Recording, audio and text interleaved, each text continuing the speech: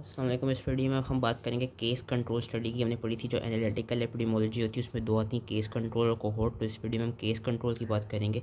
अब जो case control study होती है it is basically a study in which past history of the exposure to a suspected risk factor is compared between cases. यहाँ पे cases का ये मतलब है कि वो लोग जिनको वो डिज़ीज़ या वो आउटकम है एंड कंट्रोल्स, यानी वो लोग जो जिनको वो आउटकम या वो डिज़ीज़ नहीं है लेकिन वो उनसे केसेस से रिजेंबल करते हैं। तो इसको हम केस कंट्रोल स्टडी कहते हैं। एक दफ़ा फिर से मैं रिवाइज कराता हूँ कि केस कंट्रोल स्टडी इसमें हम बेसिकली करते क्या है, we take the past history of exposure to a suspected risk factor, यानी जिस रिस्क फैक्टर को हम सस्पेक्ट कर रहे हो कि इसकी वजह से डिजीज़ हो रही है, अब उसका एक्सपोजर हुआ है लोगों में या नहीं हुआ, उसका एक्सपोजर हुआ है किसी इंडिविजुअल में या नहीं हुआ, क्योंकि हम जो ये एनालिटिकल स्टडीज़ करते थे वो इंडिविजुअल्स में करते थे।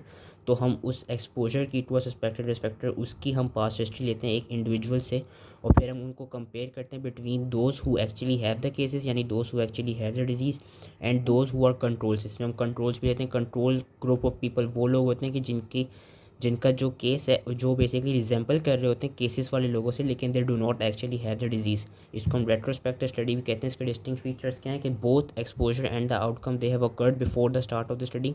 इसमें जो स्टडी होती है it proceeds backward from effect to cause, के आउटकम से एक्सपोजर की तरफ जा रही है बेसिकली, क्योंकि आउटकम अब हो चुका है, अब हम वो लेना चाह रहे हैं कि एक्सपोजर हुआ था या नहीं हुआ था। तो इसलिए इसमें जो स्टडी है वो बैकवर्ड जा रही है, आउटकम से एक्सपोजर की तरफ जा रही है, इफेक्ट से कॉज की तरफ जा रही है। उसको फाइंड आउट करना चाह रही है कि इंडिविजुअल का एक्सपोजर हुआ या नहीं हुआ, इसको आउटकम क्यों हुआ है।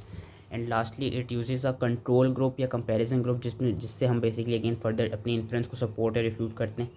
केस की उन्होंने फिर डेफिनेशन बताई है कि a person who has the particular disease, a particular health problem या हेल्थ डिसऑर्डर और a condition under investigation, that is a case. Whereas control वो होता है कि जिसको हम एज अ कंपैरिजन लेते हैं कि जिनकी अगेन कि they do not actually have the disease, they do not actually have, they haven't been actually expose to the disease और एनी अदर प्रोसीजर, लेकिन उनका क्या कहते हैं उनको हम ऐसा कंट्रोल ग्रुप ले रहे होते हैं। तो अब जो केस कंट्रोल स्टडी होती है उसके जो बेसिक स्टेप्स हैं वो भी ये चार हैं। अगेन पूरी अगर डिटेल नहीं याद हो पा रही है तो एटलीस्ट ये चार स्टेप्स याद रख लेने। सबसे पहले हम करते हैं कि हम सिलेक्शन करते हैं केसेस की एंड कंट्रोल्स की।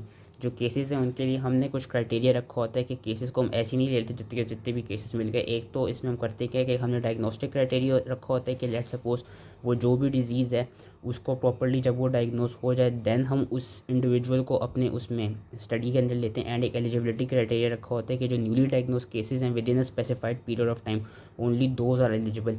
वो केसेस जो पहली से ही क्या कहते हैं प्रेजेंट हो उनको हम नहीं लेते। जब हम जो जिस टाइम पीरियड में स्टडी कर रहे होंगे उस वक्त अगर कोई केस निकला तो उसको हम अपनी स्टडी में लेते हैं। तो कुछ हमने क्राइटेरिया रखा होता है। सोर्सेज क्या होती हैं केसेस की, एक तो हॉस्पिटल से ले लेते हैं या हम जनरल पॉपुलेशन के केसेस ले लेते हैं। एंड सिमिलरली जो सिलेक्शन ऑफ कंट्रोल्स होती है, controls as I said before के controls are completely free from the disease, लेकिन they must be as similar to the cases as possible.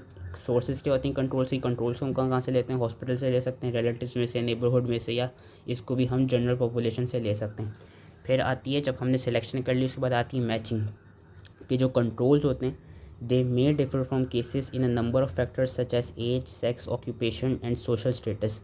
तो मैचिंग हम इसलिए करते हैं कि अब जो हम डिज़ीज़ को, ताकि जिस डिज़ीज़ की भी हम स्टडी कर रहे हैं जिसका हम एक्सपोजर का पता कराना चाह रहे हैं उसको हम कंट्रोल से प्रॉपर्ली कंपेयर कर सकें। कि लेट सपोज अगर कोई भी मैं डिज़ीज़ कर रहा हूँ उसमें मैंने अगर 20 ईयर ओल्ड मेल लिया है तो अब जो मैं कंट्रोल लूँगा या जो कंट्रोल मेरे लिए बेहतर होगा वो एक तो मेल ही होना चाहिए और वो 20 की एज के आसपास ही होना चाहिए। मैं ऐसे नहीं हो सकता कि मैं एक 20 ईयर ओल्ड मेल को किसी 65 ईयर ओल्ड फीमेल से क्या कहते हैं कंपेयर करने लग जाऊँ।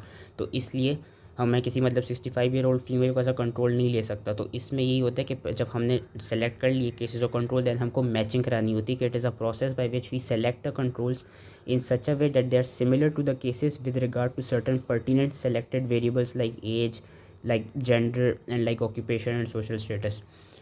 वो कर लिया। फिर हम एक्सपोजर की मेजरमेंट करते हैं कि हम पूछते हैं लोगों से उनका वही कि जो पास्ट हिस्ट्री ले रहे होते हैं कि एक्सपोजर हुआ या नहीं हुआ, तो हम वो इन्फॉर्मेशन किस तरह क्या कहते हैं गैदर करते हैं, by through interviews, through questionnaires and by studying past records of cases and controls. And lastly फिर हम आते हैं एनालिसिस पे और इंटरप्रिटेशन पे कि हम एक्सपोजर रेट फाइंड आउट करते हैं among the cases and the controls to any suspected factor जो कि हम बेसिकली इसमें देखना चाह रहे थे। और फिर हम क्या कराते हैं, हम एस्टिमेशन करते हैं डिजीज़ रिस्क की एसोसिएटेड विद दैट एक्सपोजर।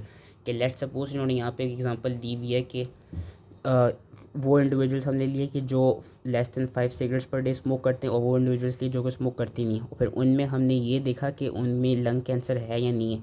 तो केसेस जिनको बाकी में लंग कैंसर था 33 निकले, और जो नॉन स्मोकर्स में जिनको था वो 2 निकले। वेरएस कंट्रोल ग्रुप जो हमने लिया था उसमें से 55 को क्या कहते हैं लंग कैंसर था, वो स्मोक करते थे, और 27 को नॉन स्मोकर थे, और लंग कैंसर क्या कहते हैं उनमें वो था, उनमें आई बिलीव, हाँ उनमें नहीं था।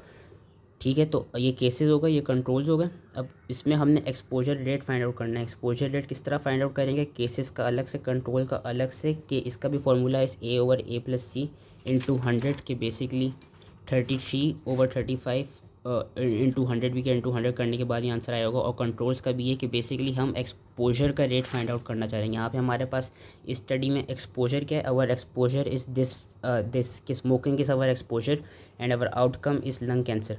एक्सपोजर का रेट देखना है तो केसेस में हमने किस तरह देखा 33/35 मल्टीप्लाई बाय 100, और कंट्रोल्स में हमने इस तरह देखा 55/82 मल्टीप्लाई बाय 100। अब जो ये आंसर निकले ना एक्सपोजर रेट का 94.2% जो हमारे केसेस में निकला है, जिनको मतलब बाकी में केसेस तो वो है जिनको बाकी में डिजीज़ थी, कंट्रोल तो हमने एज अ कंपेरिजन ही रखा हुआ था। अब इस 94.2% का ये मतलब है कि एक्सपोजर रेट इतना है, लेकिन कि मतलब इसका जो 94.2% आंसर आया, इट डज़ नॉट मीन कि 94.2% ऑफ दो smoked would develop lung cancer. हो सकता है कि उनको किसी और चीज़ की वजह से लंग कैंसर हुआ हो, लेकिन ये एक बेसिकली एक्सपोजर का रेट दे रहा है कि इन 94.2% इंडिविजुअल्स को उससे स्मोकिंग जो एक फैक्टर है उससे एक्सपोजर हुआ था। हम फर्दर एस्टिमेशन किस तरह करते हैं, फर्दर हम एस्टिमेशन करते हैं बाय ये कहते हैं relative risk ratio and by odds ratio. जो रिलेटिव रिस्क रेशियो इसकी मैं बस इस वीडियो में मैं इसकी डेफिनेशन पढ़ाऊँगा। असल में जो रिलेटिव रिस्क रेशियो होती है, जो रिलेटिव रिस्क और जो रिस्क रेशियो होती है, ये हम केस कंट्रोल स्टडी में इतना डिटेल से नहीं करते, ये हम ज़्यादातर कोहोर्ट स्टडी में ज़्यादा करते हैं, जो अभी नेक्स्ट वीडियो में पढ़ेंगे।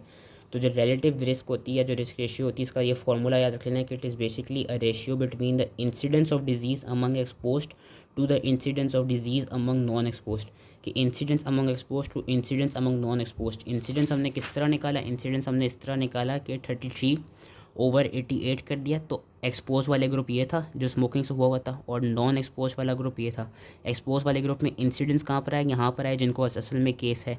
तो 33/88 मल्टीप्लाई बाय 100 से वो निकल गया, और यहाँ पे क्या निकल गया 2/29 मल्टीप्लाई बाय 100। उन दोनों की हम रेशियो करेंगे, जो भी रेशियो आएगी वो फिर एक रिलेटिव रिस्क होगा, या वो रिस्क की रेशियो होगी, जो कि हम कोहोर्ट स्टडी में ज़्यादा डिटेल से करेंगे। यहाँ पे बस मैंने फॉर्मूला समझाना था कि A/A+B divided by C/C+D। A/A+B comes in your numerator and C/C+D comes in your denominator.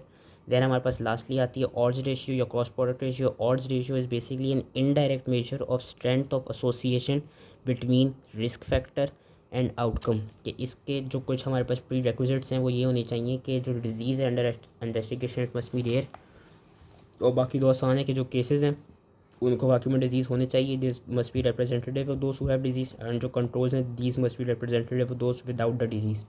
जो ऑड्स रेशियो होती है या क्रॉस प्रोडक्ट रेशियो भी इसको कहते हैं, इसको निकालने का फॉर्मूला ये है कि हम क्रॉस प्रोडक्ट करते हैं, क्रॉस मल्टीप्लाई करते हैं। ए को डी से मल्टीप्लाई कर दिया, बी को सी से मल्टीप्लाई कर दिया।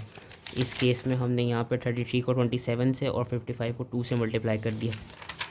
तो ये क्रॉस प्रोडक्ट कर लिया और उसकी रेशियो है, तो AD/BC, A multiply by D divide by B multiply by C। Answer आया 8.1। अब ये जो 8.1 है इसका ये मतलब है कि smokers of less than 5 cigarettes per day showed a risk, क्योंकि हम यहाँ पे ये कहते हैं वही रिस्क ही देखना चाह रहे थे, so they showed a risk of having lung cancer 8.1 times than that of non smokers.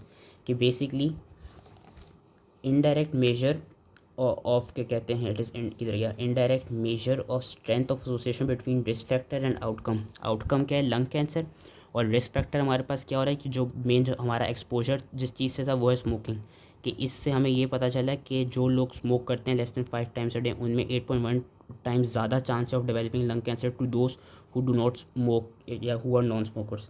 तो बस एक ये और जैसे चीज़ थी इसमें, मेन चीज़ जो याद होनी चाहिए केस कंट्रोल स्टडी में, वो हमको ये इसके बेसिक स्टेप्स आने चाहिए। अगर बेसिक स्टेप डिटेल में नहीं भी हो सकते तो एटलीस्ट इस टेबल को याद कर लेना है।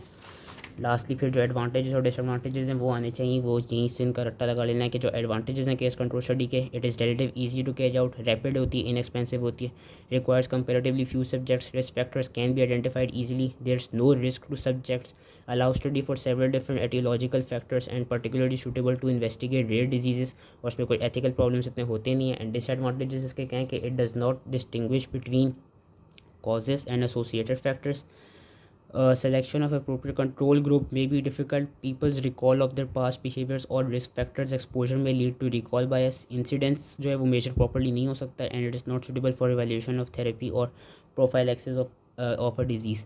तो ये advantages disadvantages और जो इसका टेबल है वो एटलीस्ट याद रख लेना. That was all related to case control study. I hope easily समझ में आ गई हो एंड थैंक यू.